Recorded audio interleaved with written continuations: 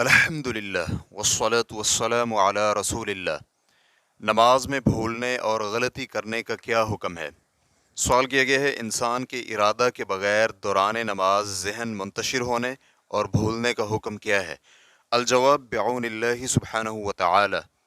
جب نماز کا وقت ہو جائے تو انسان کے لیے ہر قسم کے دنیاوی مشغولات اور کام کاج سے فارغ ہونا ضروری ہے تاکہ اس کا ذہن اور سوچ حسب استطاعت مکمل یکسوئی کے ساتھ اللہ سبحانہ و تعالیٰ کی عبادت کی طرف متوجہ ہو جائے۔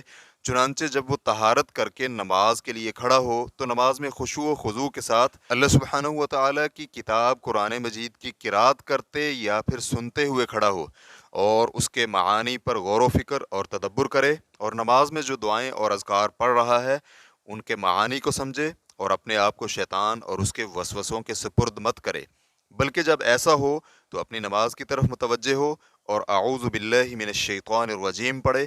اس کی دلیل ابو العلا بن شخیر کی یہ حدیث ہے۔ علا بن شخیر بیان کرتے ہیں کہ عثمان رضی اللہ عنہ نے نبی صلی اللہ علیہ وآلہ وسلم سے عرض کیا، اے اللہ کے رسول صلی اللہ علیہ وآلہ وسلم، شیطان میرے اور میری نماز اور قرات کے مابین حائل ہو جاتا ہے۔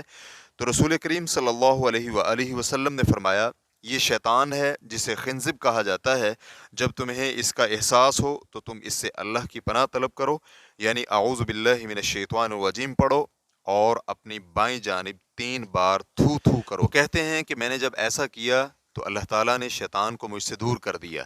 ریفرنس کے لیے دیکھیے مسند احمد جلد نمبر 4 صفحہ نمبر 216، صحیح مسلم جلد نمبر 4 صفحہ نمبر 1728 تا 1729، مصنف عبد الرزاق جلد نمبر 2 صفحہ نمبر 85 تا 499، حدیث نمبر 2582، اسی طرح حدیث نمبر 4220، ابن ابی شیبہ جلد نمبر 7 صفحہ نمبر 419، اسی طرح جلد نمبر 10 صفحہ نمبر 353، اور ابن سنی نے عمل الیوم واللیلہ صفحہ نمبر 272، حدیث نمبر 577۔ ریفرنس کے لیے دیکھیے فتاوی اللجنۃ الدائمۃ للبحوث العلمیۃ والافتاء جلد نمبر 7 صفحہ نمبر 40۔